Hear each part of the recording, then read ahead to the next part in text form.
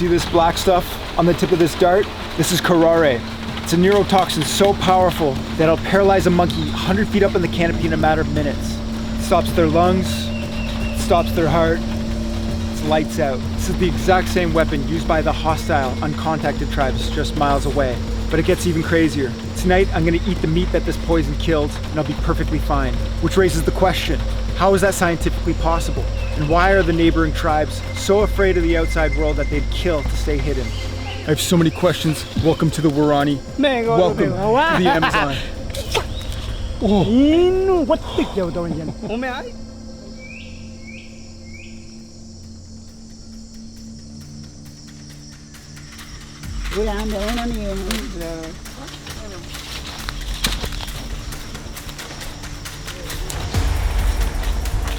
Es el comido del jaguar, abominable.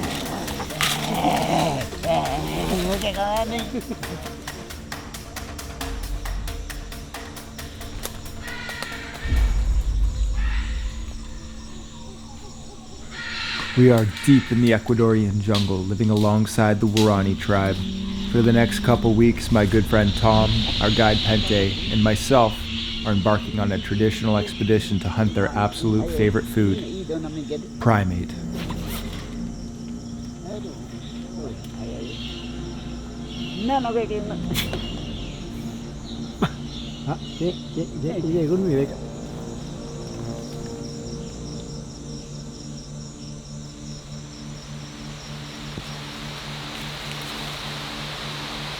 Rain's been coming down for a few minutes now in typical Amazon rainforest fashion. It hasn't touched us yet. Actually, you know what? The first few drops are coming down, but the canopy is so dense, it eats up a lot of that rain before it even makes it down here.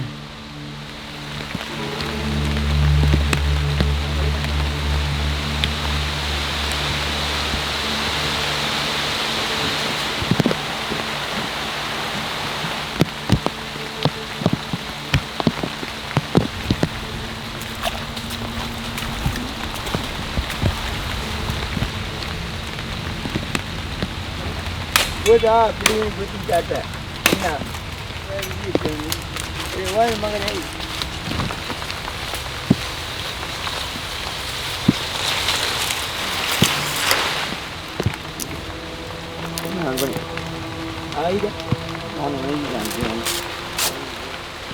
So they're harvesting some of the strips of this cucrates, or whatever palm this is, and I think they're gonna make this into the darts. The darts that they're using are black, so maybe they cook them in the fire or something, or like heat treat them. Oh my god, they're like making them like straight up, right out here. They're not even bringing them back, they're just doing it. We'll get back to hunting with the Waorani in just a sec, but for now, a quick word with today's paid partner, BetterHelp. Watching the Waorani move through the jungle, you realize that they live their entire lives in the present moment. Believe it or not, that's something that I've struggled with for a long time. I struggle with negative mental spirals. I get stuck in this head loop where I have a thought or image come into my head and it'll just spiral out of control, repeating. And it's something that lasts for days, weeks, months. And as you can imagine, it's completely exhausting and depressing.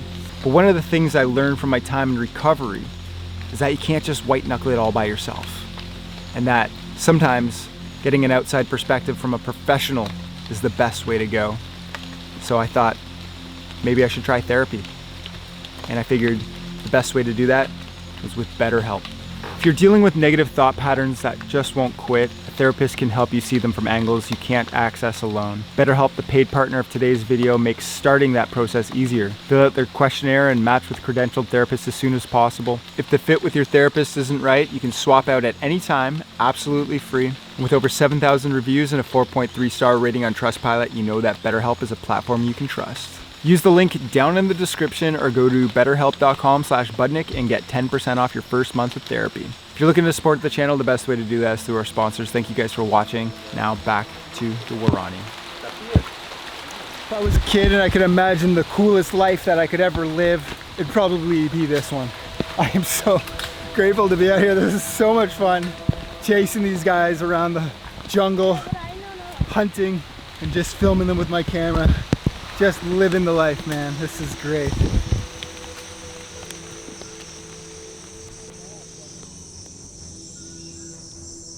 We're extremely deep in the Amazon jungle, but our journey actually began days ago. It started with a 3-day trek downriver, pushing through countless obstacles. Along the way, we hunted a caiman before finally arriving at a remote hunt camp.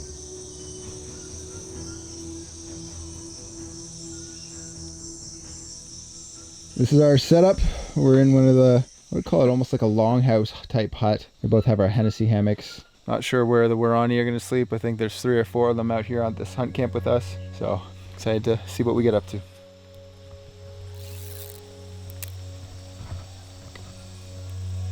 What's interesting about the older Waorani is pre-contact, they would stretch out their earlobes. But once missionaries came into the picture, they banned that practice. So if they have the stretched out earlobes, it means that they lived at a time before the Western world had any hand on their lives.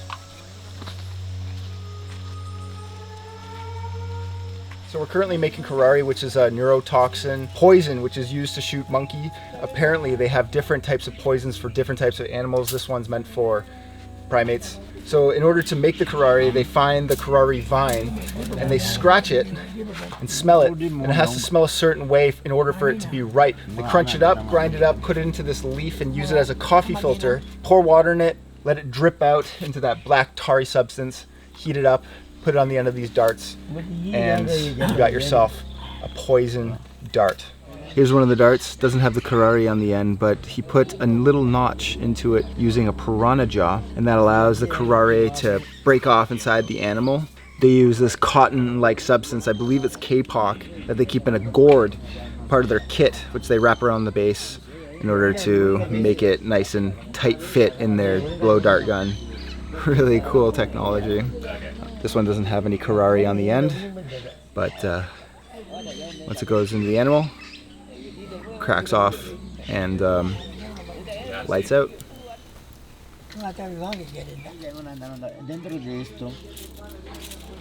You know, it's pretty easy to feel tough out here when you have things like an inReach GPS communicator or a 5-watt radio, but then you actually remember where you are. This is the deep Amazon jungle. You see, in 1541, the Spanish conquistador Francisco de Orellana became the first European to navigate the length of this river system. His expedition was looking for El Dorado, the city of gold. Instead, they found what they called green hell. They were decimated by disease, starvation, and constant attacks from the indigenous tribes defending their homes. For centuries after that, this specific part of the Ecuadorian Amazon was a blank spot on the map. Nobody came in here or came back out. And the reason for that are the people I'm living with right now.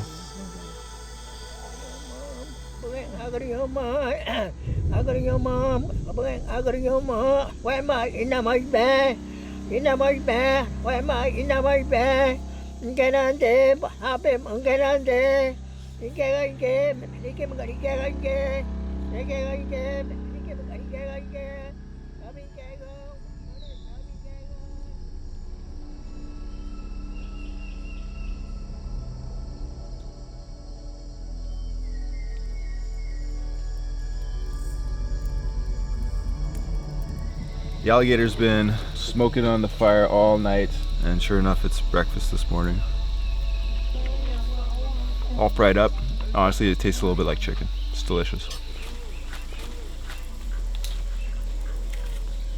So Ronaldo, Christian missionary here, was telling us a story of a local hostile tribe, the Targari, and their encounter with a logging crew that ended up in tragedy. This logging crew was harvesting some very desired wood in the area. There was 3 people working this small logging crew. There was a guy on the chainsaw named Rambo, and then the 2 other helpers who were kind of organizing the planks, moving the wood around. One of the crew looked up, and all of a sudden, there was tens of Targari around. The logging crew member shouted to the guy on the chainsaw, "Rambo!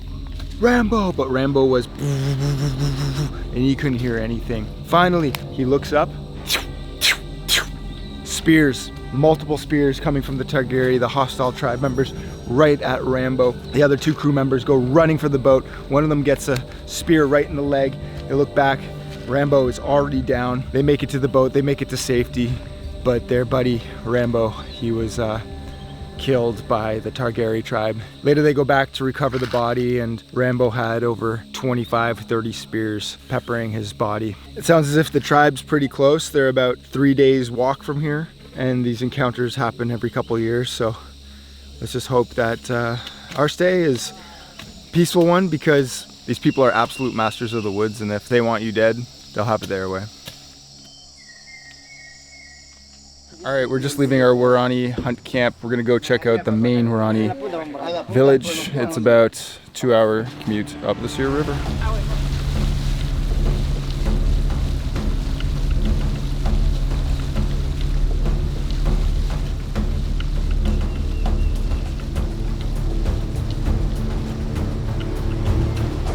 Bameno is very unique because it's the last settlement and right on the edge of the intangible zone. There's nothing downriver from here until you reach Peru, and then eventually Brazil and the Amazon River and all its tributaries. While other villages have been forced to make deals with the oil companies to survive, Bameno has fought to stay independent. They're trying to build a future on their own terms, usually with things like ecotourism, bringing tourists like myself in here to show them their old traditional ways and keep the spirit of the Waorani people alive. And there's a woman in this village with a very special story.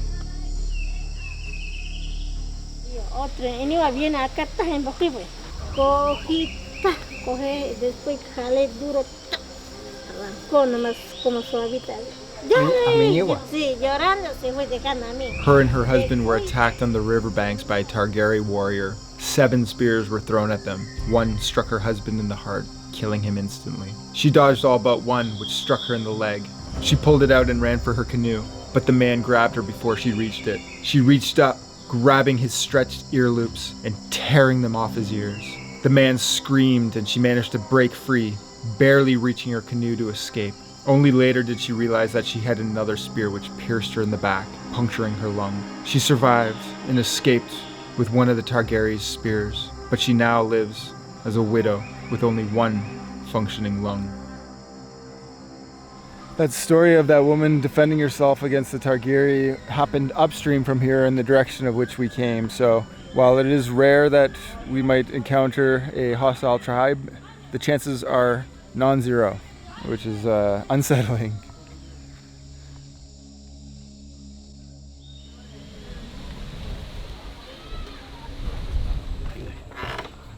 Whoa. Two of the locals shot this tapir 2 hours away and hauled it back here in half on their backs.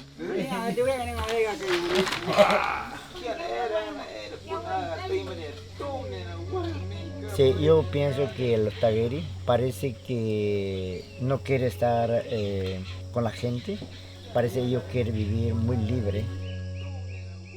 Sin pensar, como tú decías, al teléfono, no, solo ellos quieren vivir con la selva, con la flecha, con curar con la lanza, su cultura, su cultivo, su selva, recolectar, vivir sin preocupar. Por eso parece ellos no quiere que también que la tierra que no destruya, pero el gobierno no sabe qué quiere el mundo aislamiento, porque el gobierno Targaryen por eso sale a matar. No mata por matar. Targaryen mata por que nadie venga a dañar su selva. Targaryen quiere que deja su tierra libre como selva.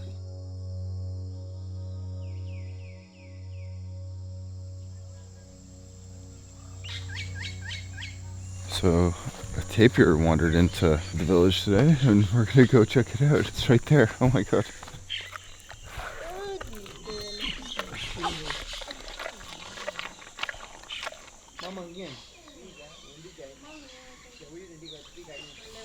All these scratches are marks from a jaguar attacking the tapir.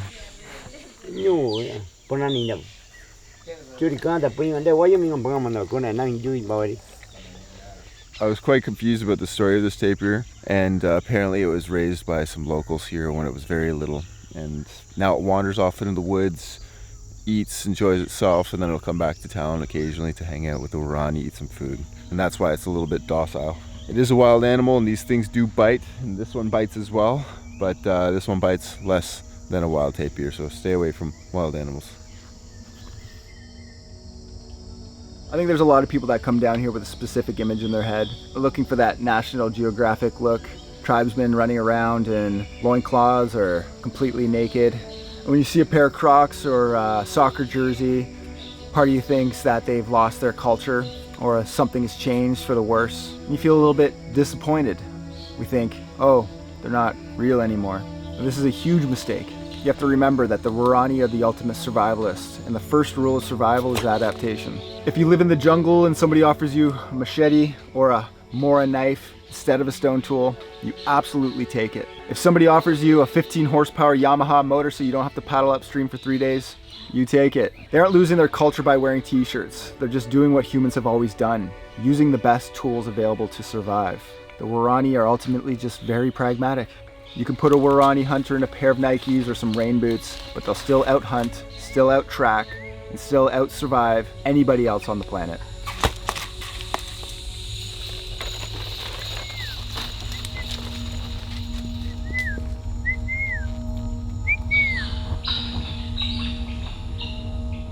I couldn't tell you how Pente's leading us through the jungle right now. He must have an amazing dead reckoning sense where you just know exactly the direction you're heading at all times. Because we're not following a trail right now. He's just cutting his way through the jungle. There are absolutely no landmarks. We've been hiking around for about 4 hours now. Had no action for the last 2, but it seems like we're finally back onto something.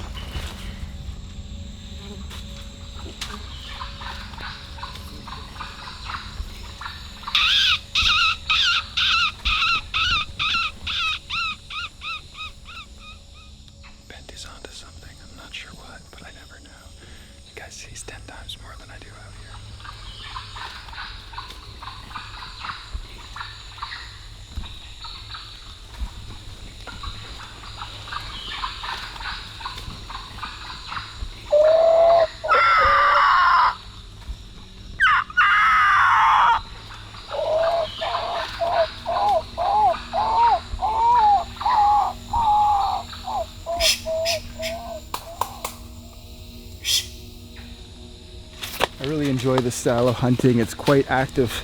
We're just trekking around the jungle looking for sign and calling out for animals, and then moving in order to keep listening to them. No sitting in a deer stand, no putting bait out to wait on a unsuspecting animal. Nah, man, we are in the thick of it. Conocemos la fruta, es como aquí, carga como similar peludo, es limón, pero la hormiga es como ácido que tiene, es como limón y poco de sal, más o menos. Es como una energía cuando estás cansado en selva, no hay agua, o sea, coger poco de agua en su boca, saliva, mejor eso como una energía. Mira, hormiga está riquísimo como un poco de sal, puede probar.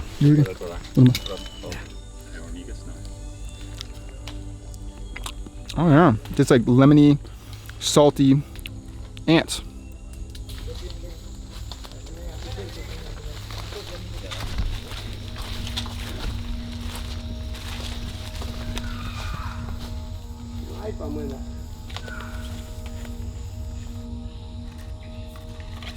So I know it looks like Pente's completely naked right now, but he has a little string belt wrapped around his waist with the foreskin of his penis tucked up and inside that belt. So you still see his, all his junk, but there's a little bit of ornate decoration going on there.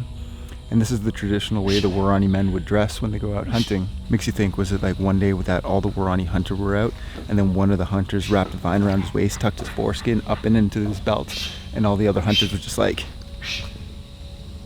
that's pretty cool. And then the rest was history? I sure like to think so.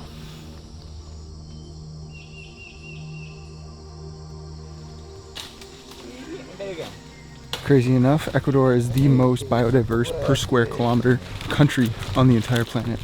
There is life everywhere.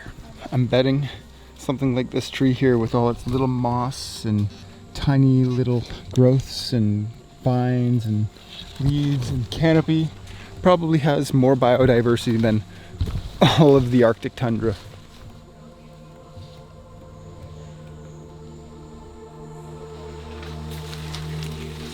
heading to the hunt camp, where we're going to spend the remainder of our stay here.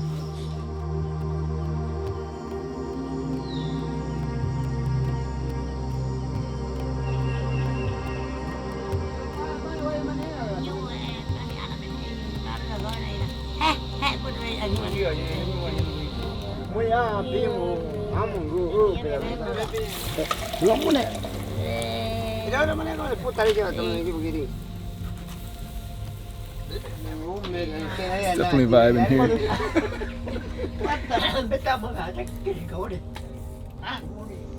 For hundreds of years, the outside world didn't call them the Waorani. They called them Aka, which means savage or enemy.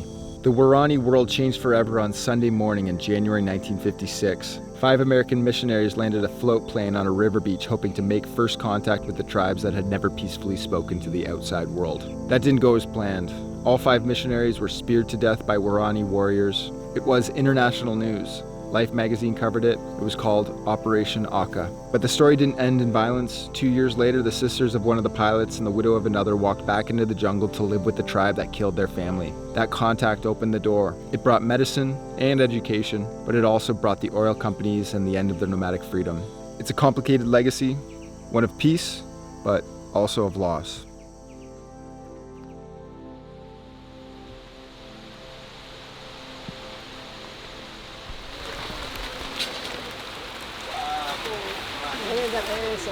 All right, blue egg.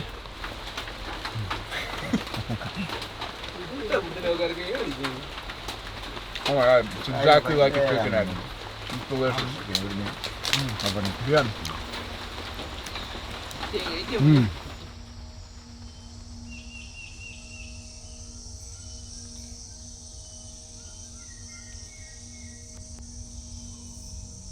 I just saw a mosquito cruise by, and I just remembered that as we were putting on the river on day one of the Christian missionaries said, "Mucho malaria," in reference to this place. Mucho malaria. Fortunately, I haven't seen too many mosquitoes, because I don't even want poquito malaria, let alone mucho.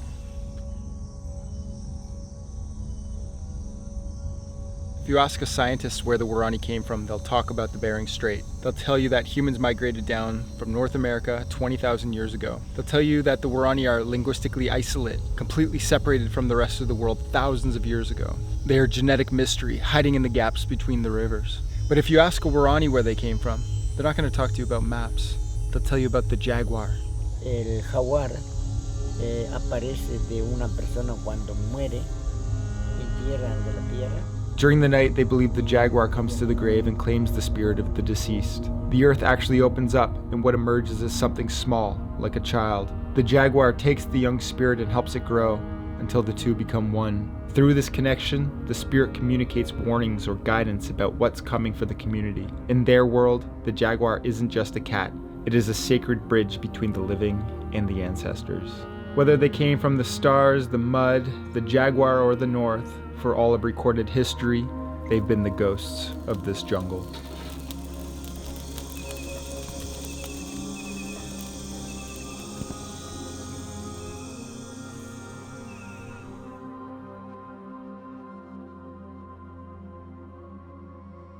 Good morning, everyone. Today is a new day and we're heading out on another hunt. This time, we have a shotgun.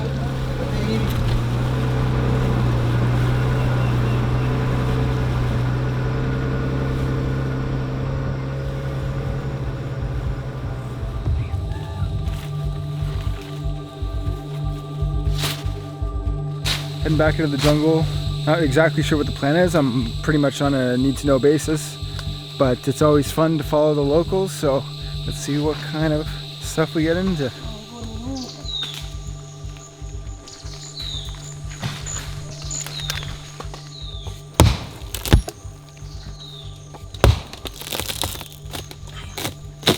So it looks like we're pulling out some grubs from this tree. Pente already ate one. It was like a big, grubby, white thing. Threw it immediately in his mouth. So it looks like we're gonna eat some bugs today.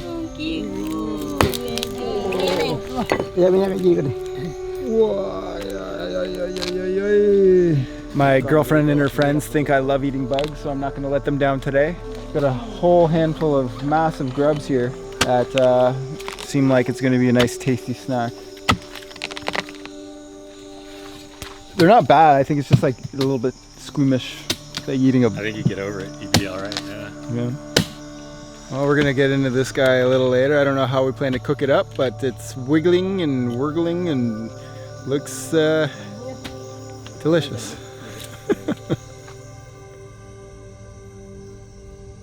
So I just learned that while first contact was made to the Waorani back in 1956, that happened in the town of Tolwino, which is like a 2-day commute by boat up this river. Pente's village wasn't made contact with till many years later. He actually lived at a time before first contact. It's so cool to think about.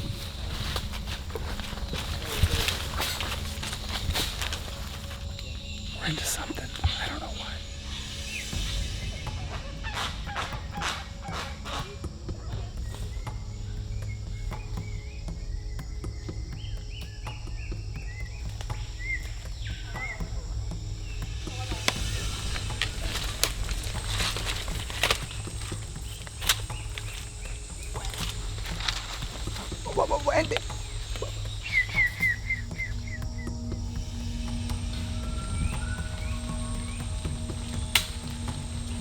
Turns out that rusty gun is very reliable.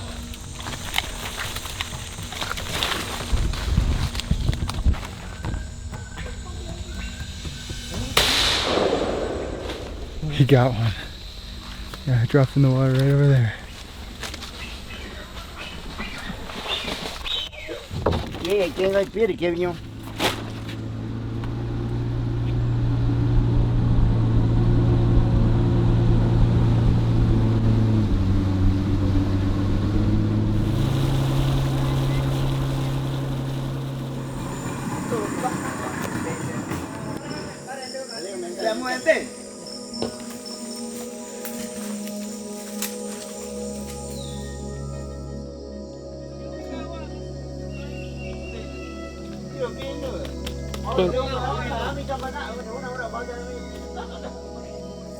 Prendi aja buat ke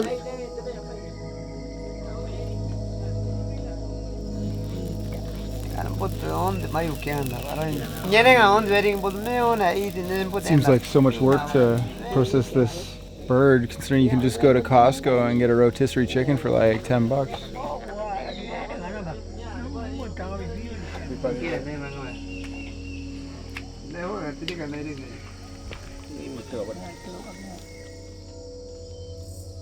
Pente's making a traditional Waorani spear out of black palm wood.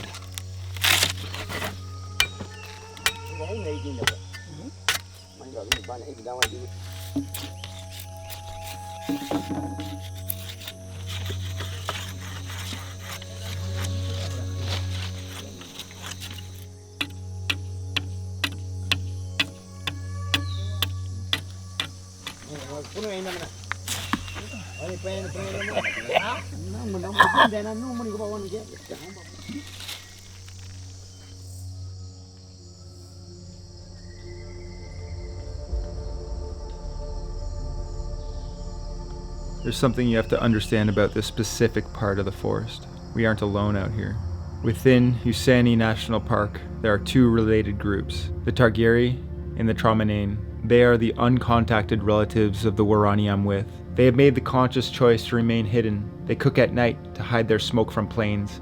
They plant crops under the canopy to hide them from satellites. Why do they hide? Well, because their cultural memory tells them that contact with the outside world means death, either by viruses they have no immunity to or by violence from illegal loggers. Though the contacted Waorani I'm with now are fighting a different war.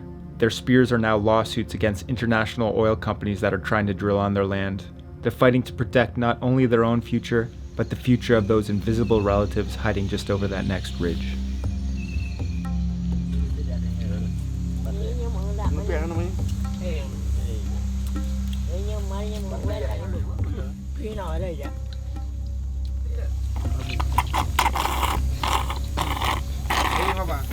The esophagus of the bird and some broth. There you go, one of the big chunky grubs from earlier. Cooked.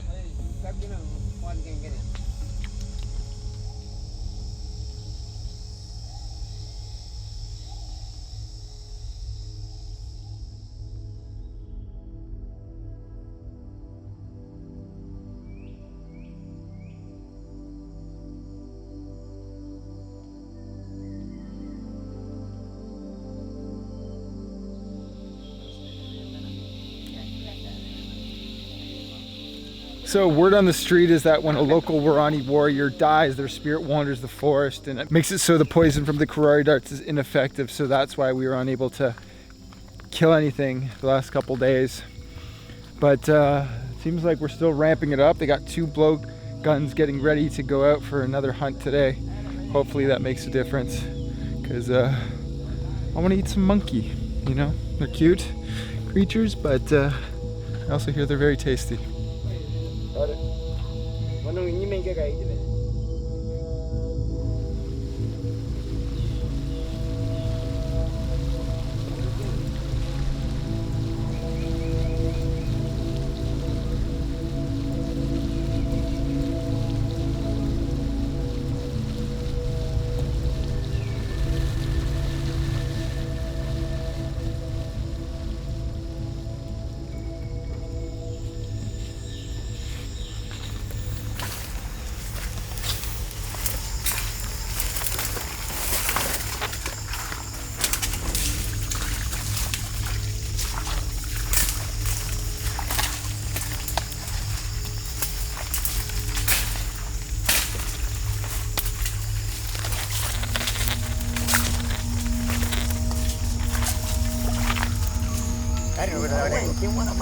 Pig skull that a jaguar killed.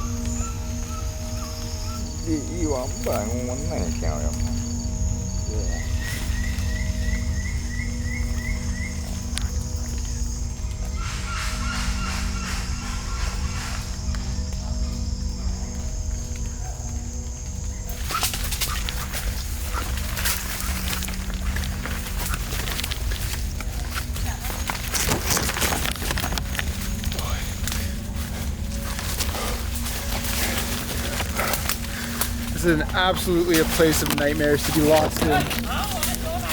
Yeah, if like we lose our guides, oh man, we are screwed.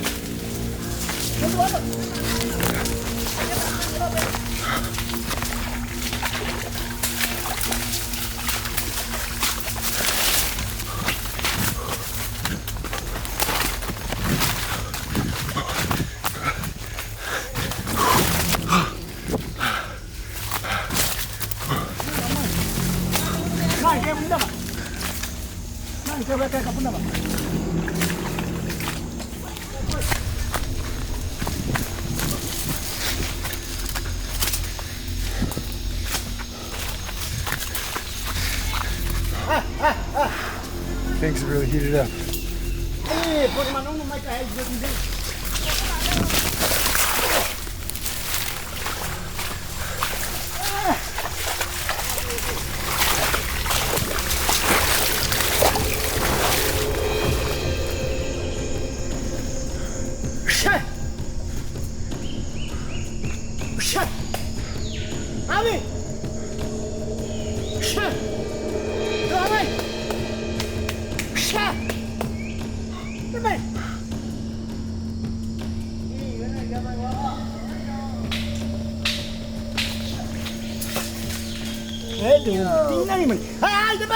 They're shooting like a dozen darts up into the canopy. A few have hit the monkey, others are just getting lost up in the air.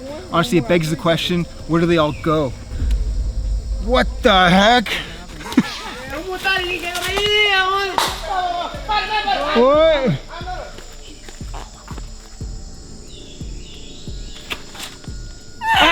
Oh! I saw a move. Hey,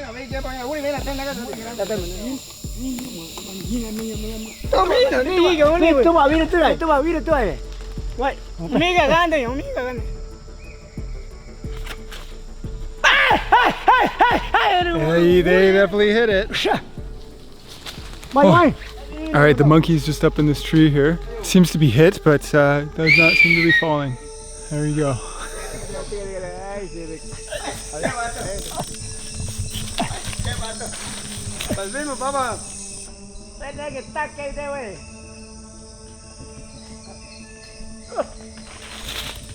Whoa!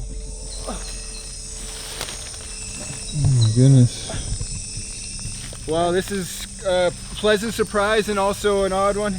Never seen a monkey this close, never held a monkey like this, and it's a little sad, but it's part of the culture. They've been eating monkeys for thousands of years, and while it seems a little different to us, this is right in the cards for what they do on a daily basis. So amazing, sad at the same time, but it'll be a nice, tasty meal.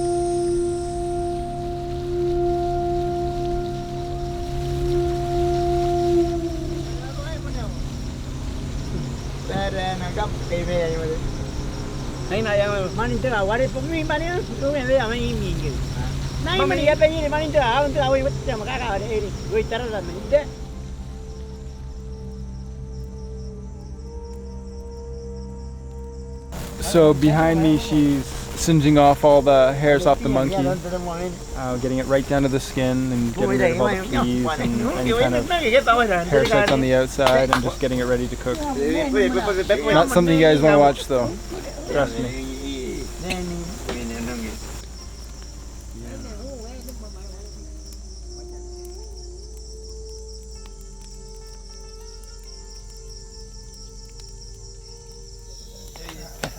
Yeah.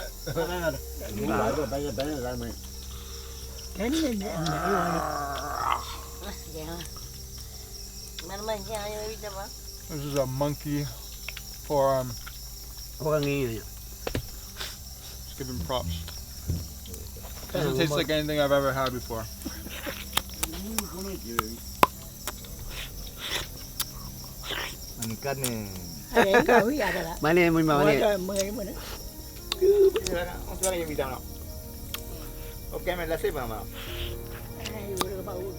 I came here looking for an adventure, to hunt with the masters of the jungle, and I definitely got that, but I got a whole bunch more too.